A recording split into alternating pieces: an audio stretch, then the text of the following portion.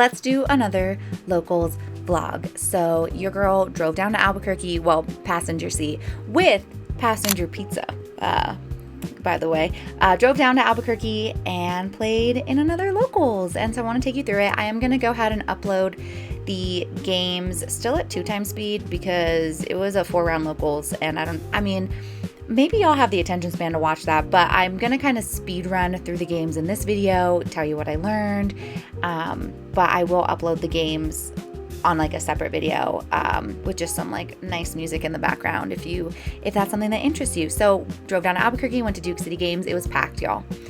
I should put a picture of what my heart rate was during this locals, because when I say this stuff gives me anxiety, no joke. And walking in and seeing it packed, I think around this point my heart rate was like 130. And that's a hard thing it's why I don't do a lot of locals, because as fun as it is, especially when a new set comes out, right? My boyfriend, being the cultured or maybe uncultured human, he decided to open his packs at the store. I opened mine in a Whataburger. You tell me who's more refined.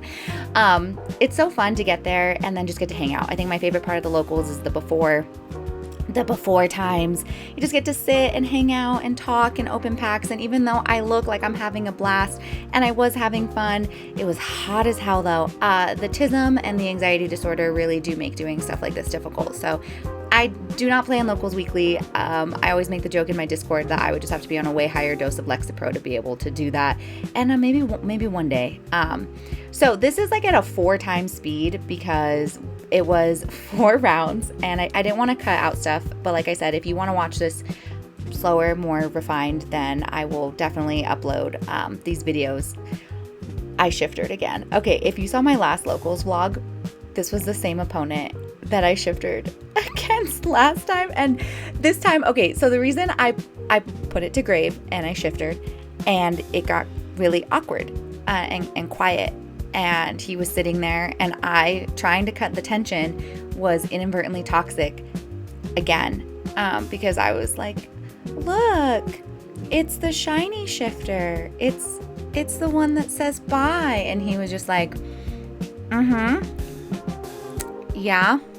And I told my boyfriend that story later, and he was like, Raina, you are toxic. I was like, I was trying to cut the tension. He was like, you shifted him. There is no cutting the tension when you shifter someone. Also playing through Nib once you have Cryptor out is way easier, because you just use the effect to banish yourself and then she comes back. And then I had Ignister in hand, and so I got to pop off. This game, I win. Even though I lost the dice roll, I shifted him, and it was funny, at the end of the game, he was like, or the end of the match, he was just like, I'm not gonna lie, took a lot to kind of keep it in after that shifter and not get mad. And I was like, oh, this was me being like, oh, the Dormouse is what's giving it the plus 600. Yeah, so shout out to Santiago for being the opponent that I always draw shifter against, and I'm sorry for being toxic. I don't mean to be. I just wanted to show you the shiny buy shifter, because this was a different shifter than the last time that I shifted you. So sorry. Okay, so he actually gets to play the game on game 2. He is playing Azamina Yummy. I kind of know what. I know what Yummy does. Okay, I know what Yummy does. I used to be a Yummy player. I know what Yummy does. I'm not entirely sure what Azamina does. Oh, something else I noticed just from playing in this locals and like watching back the footage. I don't play with my cards. So when it is not my turn, I just put my cards down. Like you can see, I just put them face down. I don't have the dexterity, y'all. This isn't coming from me like power playing or being like, trying to intentionally be sneaky, because something I've noticed is that when I put my cards down, my opponent assumes I don't have anything. It's like this unspoken, oh, she put her cards down, so she must not have any response. And like that's not true. Like you saw, I ghost spelled. I just memorize what's in my hand, and I don't have the dexterity to play with my cards the way that other people, like you're gonna watch pretty much all my opponents during my turn. They're hand shuffling, they're doing stuff, and me, I just sit there. I'm like, okay, I don't know. I don't play with my cards. Doesn't mean that I have no interaction, which I think is kind of funny, because I inadvertently kind of end up psyching people out, because they're like, oh, she must not have interaction, and then they start cooking. I'm like, wait, thinking, and then often they don't think through, you know, what I could possibly have. So I did have the Allure, I had the Gold Sark. I had a feeling I wasn't going to be able to play through this board. I do not play a lot of board breakers. I'm actually a little sneak peek if you're listening to me yapping this. I am trying to cook up some version of Sky Striker Malice. I am still debating on how much board breaker I want to put in. The way my Malice, okay, I love my Malice deck. I love how it is. I'm honestly just trying to do Sky Striker Malice as a way to like train my brain, just switch it up a little bit. I might hate it and go back, but I play a lot of hand traps. I think last time I counted, it was like either 13 to 15 hand traps. So my, strategy is I need to stop you from making your board. My ability to break your board, other than, if I can get out the link 4 access code, then we're good, but that takes like a lot of effort. So we ended up going to game 3. This was another one. I had a headache after match 1. This was another one. I was actually very grateful that he was my match 1 though, because if you saw my locals vlog last time, he was my very last match and I was dead. I literally told him, I was like, I'm so excited to get to play you, and my brain actually has like full power. So we went to game 3. It's so funny because the first 2 games I think took a total of maybe like 20 minutes, and then this game 3 we went to time. This was a long game 3, and I cheat. I'm sorry, and I might have cheated in other spots, and that's where if you want to watch with a close eye and be like, oh my gosh, you're a terrible human. Who allowed you to play the game of Yu-Gi-Oh? So here's the deal. I end up doing Wizard Add Ignister at some point in my combo. Oh, also, I'm realizing too when I get to locals, I don't full combo as much. Okay, there's the Wizard. So Wizard has a post lock that after you do Wizard, you can only summon Cyburst, and I forget about that. But what I was saying, I do not tend to go like full combo when I'm at locals because I get nervous. Again, y'all, my heart rate during this. Oh, look, there's that SB. She looks like she should be Cyburst, right? Like she should be, but she's not. So that's great. Anyway, I get nervous about taking too long, and this is something I brought up in my time rules video, and it astounds me when I go to locals and I see people who don't know their decks and don't care to be taking forever, because I, pathological people pleaser that I am constantly trying to make sure I'm not going to upset anybody, and then I'm following all the rules, and then I'm being good, and whatever. And so I still get in my head about like not taking my time even on my turn, even if I know I can do it, and even if it's just going to be a little extra thinking. Like, I don't know, I have a lot of anxiety over it. And I don't want to be the person who's, taking forever to do her turn. And so when I say I don't go like full combo, I mean, there's a world in which, especially I think with the hand I had, with having like the backup, with having the Wizard, look, my board it's chonky, y'all. Even with the illegal play, it's a chonky board. I think there's a world where I could have not only ended on the firewall, but where I could have also gotten the link 5 negate Ignister out. But my plan was, I was like, I'll just Code of Soul and get him out during my opponent's turn, and that way I can try to like negate and stop something. I got focused in. So he went to battle phase, and I'm thinking like, oh my gosh, great. Battle phase. There's no way he's going to be able to do a bunch of stuff during battle phase. If you're watching, he does a lot of stuff during battle phase. So I, instead of end of main Code of Souling in order to have a negate on board, I allow battle phase. I go, yeah, let's go to battle phase. And then at the start of battle phase, he doesn't have any quick effects or trigger effects. And so I activate MTP because I have Cryptor out. And so I'm going to banish the 1 monster. I might have actually done it. No, I did it before he declared his attack, which that might have also been part of the issue. Basically, y'all, had I done the Code of Soul, and I think I could have linked into something without the SB. I think the illegal SB play wouldn't have made that big of a difference on what I was able to do. Had I end of main 1 Code of Soul and gotten into the link 5, I could have negated something he was doing, I think in battle phase. I'd have to look up the link 5 and see if I can activate it during the battle phase. I'm pretty sure I can. So it's funny because at the end of the game, he was like, "Oh, you forgot your Code of Soul," and I was like, "I didn't forget my Code of Soul. It was that you went to battle phase and I got just zoned in on like MTP banish time, and I didn't realize that this deck was going to be able to do so much during battle phase, and I ended up, I think that was just a misplay." This was a really good game though. I will say, for as much flack as Yu-Gi-Oh gets about being, 2 turns, to be able to have this back and forth was really fun. It gave me a headache though.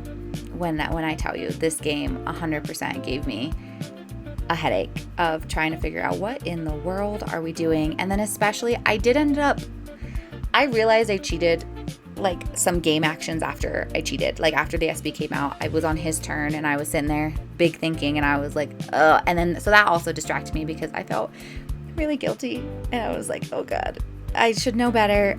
But again, add in the stress of playing in locals, and I have to have patience with myself and realize that it's stressful, y'all. If you also have any type of anxiety disorder, neurodivergence that makes doing stuff like this difficult, I see you. And I'm really proud of myself that I've come to the point where I can do these things every once in a while, but that doesn't mean that I'm not then like absolutely exhausted. So notice I got another turn. So we end up going, this is turn 4, my turn 2, technically. The thing with Malice is I feel like it does have some recursion, meaning you can get stuff out of the grave with like underground or with hair. But there's also, you start burning through some of your links. So here's where I start popping things. I'm feeling good. I'm like, maybe I can win. This was a game that went to time, and I did not double loss this because to me, you're going to see kind of where when it gets back to his turn, he's able to basically blow up a lot of my stuff, and he would have been able to eventually full combo. And that is one thing with the time rules. I appreciate when instead of an opponent being like, oh, you concede, them showing me. Like we had a conversation because I had an impulse. So we have a conversation where I'm like, okay, I can impulse something. And he was like, okay, so thinking about the impulse, here's what you would have stopped, and here's what I could have done. And I think that's a way better way to do. Oh, the Raigeki. The Raigeki. A moment of silence for the meow, meow, meow, meow. Okay, so here's where like time had been called basically, and I had said like, hey, I have this impulse, and then he showed me like what he would have been able to do. And I really appreciate that way of trying to settle out of a double loss, because I knew I had nothing else in hand, and that feels a lot better than your opponent just being like, well, I would have beat you, and it's like, okay, how? And like, so I ended up losing that one, but we went to game 3, and like I've said in my other videos, and I even said when I was at the locals, I was like, as long as I don't get 2-0'd, I'm pretty happy. So game 2, I finally got to play Drake. I haven't been able to play Drake because he wins and I lose, and we never get paired up against each other, but it was a small locals this Friday, which is crazy for how okay, there was a Riftbound pre-release happening, there was Magic Draft happening, there was Casual Commander. It was packed. We were at 10 people for this locals. The last locals I went to was at like 22, so we actually got paired together in this one. And he is playing Primate Fiendsmith. It is a very okay, I'm about to repeat what I've heard other people say. It's a very interesting deck. Do I know why it's interesting? I'm gonna be honest with you, no. I don't know enough about other people's decks, and enough about the Primate stuff, enough about the Fiendsmith stuff to be able to like fully appreciate what he's doing. But I do know that his brew on this, his Luster Dragon #2, his Dippity, like it's a deck that he really loves and was really proud to show off. Even said when we sat down to play against each other, was like, I'm excited to play this. Like, this is my deck I like showing off. And that's the other thing I really like about this locals. It's filled with a bunch of people who really do love Yu-Gi-Oh! There was another player there who I was sitting next to who, I think ended up losing the match, but during like their game 3, I just heard him go, oh my gosh, I love this deck. I love this deck. This deck is so fun. Oh, I love it. Like, just I'm sure some of you can experience being at a locals, and the vibe is like hyper competitive, and it's people who like don't actually care about the game. They just care about winning. And this locals is not like that, especially this one that I went to. This, I can't speak to every locals that ever happens there, but this one was really great because it was really just people who are like so excited about the game and showing off their decks. And it made me feel proud too of like how far I've come with Malice, and to be able to actually like show it off, and like use that term of like, I'm gonna show off what I can do. Like this is, so it was a really fun game between the two of us, of just being able to like talk about the stuff that we love doing and getting to be around people who are so excited about the game. And like, it was just fun. So game 1, Drake got. Game 2, as you can see, I am popping off despite my allure being ashed. And I don't exactly remember how I stop him in game 2. I will say the dice roll stuff, I'm always very excited when it goes to game 3 regardless, but I'm also, I think, more excited when I lose the dice roll but I win game 1, because that rarely happens. Oh, my D-save worm. That's the other fun thing. Fun but frustrating. Mainly fun. You can tell how, I guess, I don't want to say good at Yu-Gi-Oh! It's more knowledgeable. Knowledgeable is a better word. You can tell how like knowledgeable someone is at Yu-Gi-Oh! Based on what they know about your cards. So there have been many a person that I have played and I have the D-save worm engraved, and they know what it does and forget it's there, or they don't realize it negates activation and they think that it's not as powerful as it is.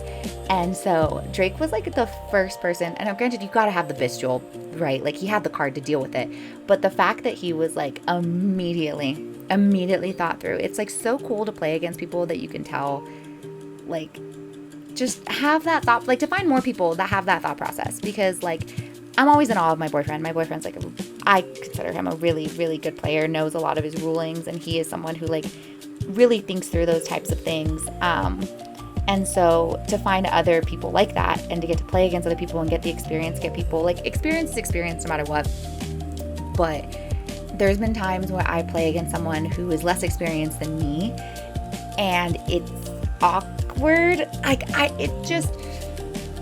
They're doing things that, yeah, I make illegal plays, but I've really narrowed it down. Like I'm not doing it as like consistently now. And so when you play against someone who's like less experienced than you and like really doesn't fully know the game, sometimes it's very awkward because you're trying to like do your combo and they don't understand what's happening, and they're trying to do their combo and it's not fully like happening. And it's like a learning experience in the sense of like, I'm too nice. I'm gonna be so real with you. I feel like when I play against someone who's less experienced, I don't call them on stuff that I know is illegal. Because I don't know. I just like am so conflict avoidant, y'all. It's a problem. I know it's a problem. But I like won't say anything. And so then like they're doing illegal plays, or like they're confused about what I'm doing, and like the vibe is just super awkward, and like I don't feel like necessarily like I got to learn anything. So I'm really happy when I go to locals that have skilled players that I can play against, who are nice, by the way, like who aren't just trying to like turbo beat me. And actually get to learn. And I feel like both of like, especially these first 2 games, were against people who are very knowledgeable, and it was like super fun, and I actually got to learn something. So this one ended up going into game 3. I bricked set 2 pass. I believe I show my hand at the end, and I'm trying to remember because this was a few days ago. I had 0 Malice names in hand, and I had a Malice in the Mirror, and that is a terrible, terrible draw, especially with no Malice names in hand. And I had some hand, so one of those sets is Malice in the Mirror, so that basically is a dead card. Okay, we have a Ghost Bow. I'm pretty sure I had a Wizard, because I do end up surviving the turn. Kudos to me. Clap, clap, clap for me, please. I do end up surviving the turn, and I have a Wizard in hand, but I knew like There was no point normal summoning the wizard, because what am I going to do?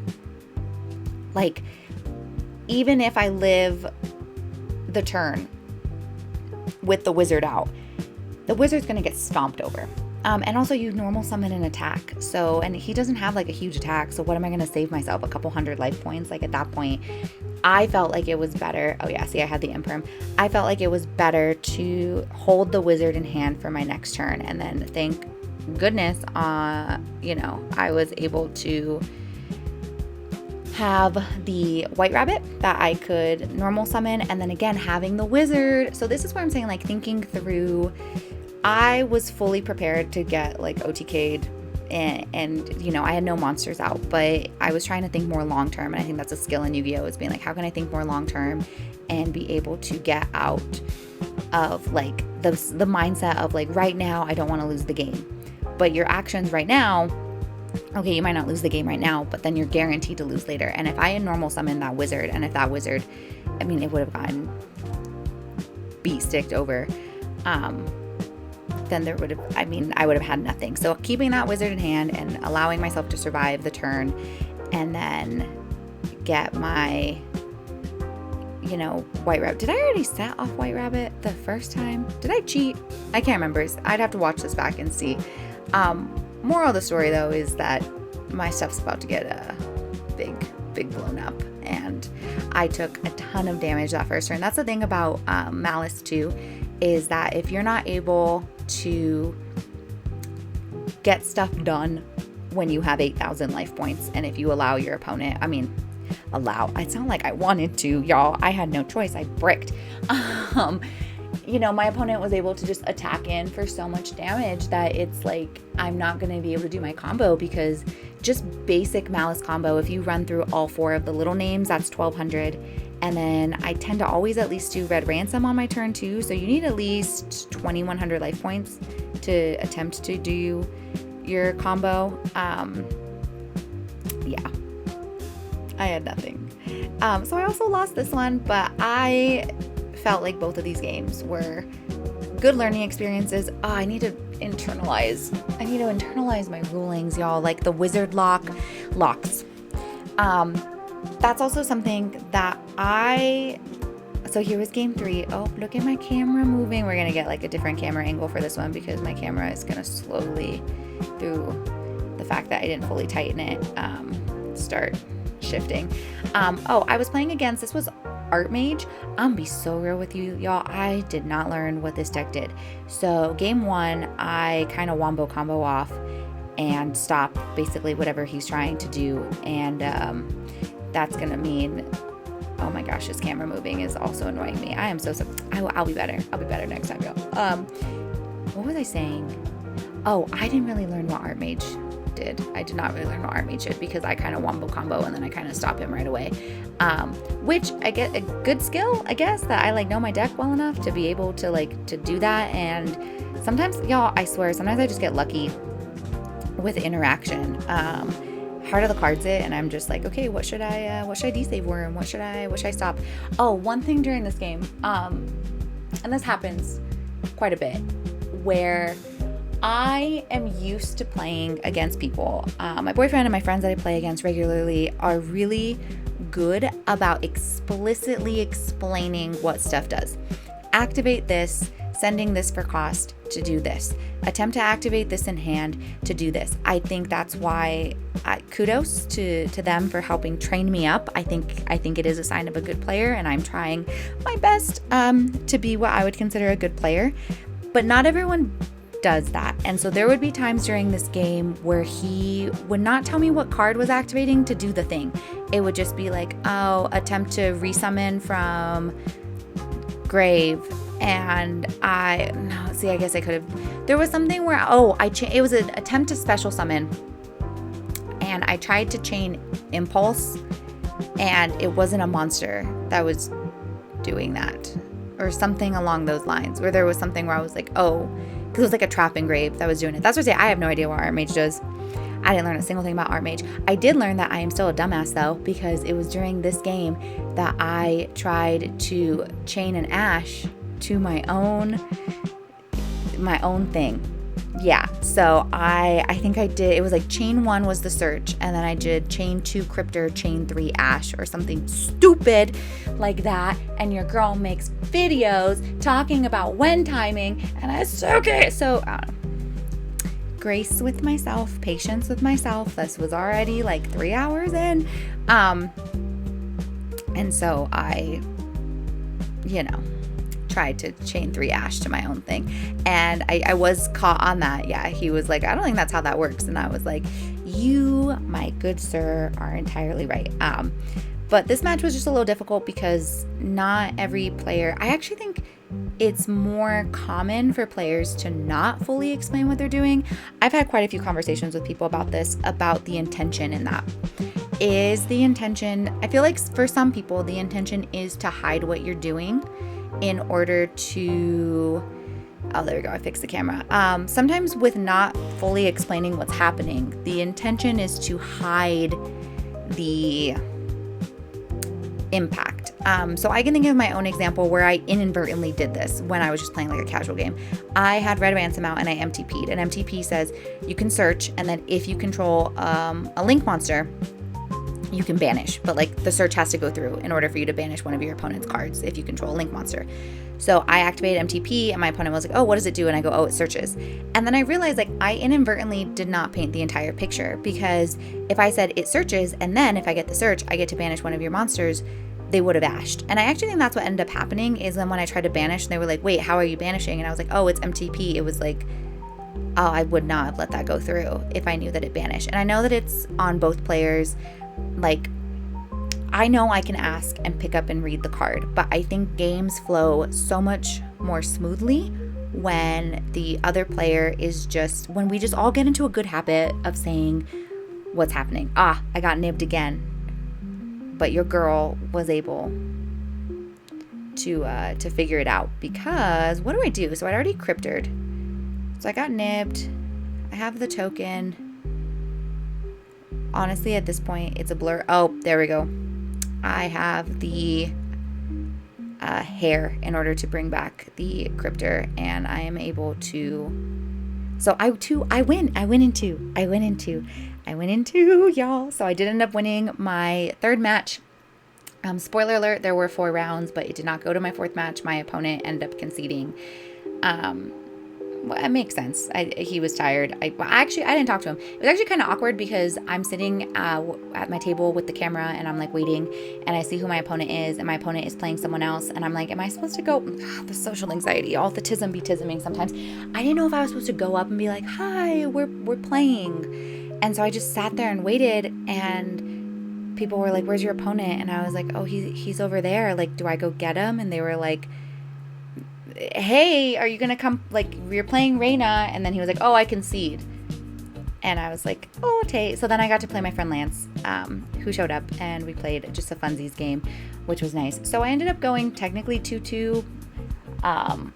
I guess I should have the confidence that I would have won the final match even if it happened, but I guess that person was playing Magnet Warriors, and I don't know what that does either. I didn't know what Archmage did. I don't know what Magnet Warriors did. But yeah, so I ended up going 2-2, so you can see my record. Won 2, lost 2, and it was super fun. Yeah, and that was my locals experience, and we didn't get home till almost 2 a.m. So I was big eepy at the end of all of this, but you know, whatever. Okay, that was my locals. Thanks for watching. If you watched all this, and I'll upload the games later. And okay, bye.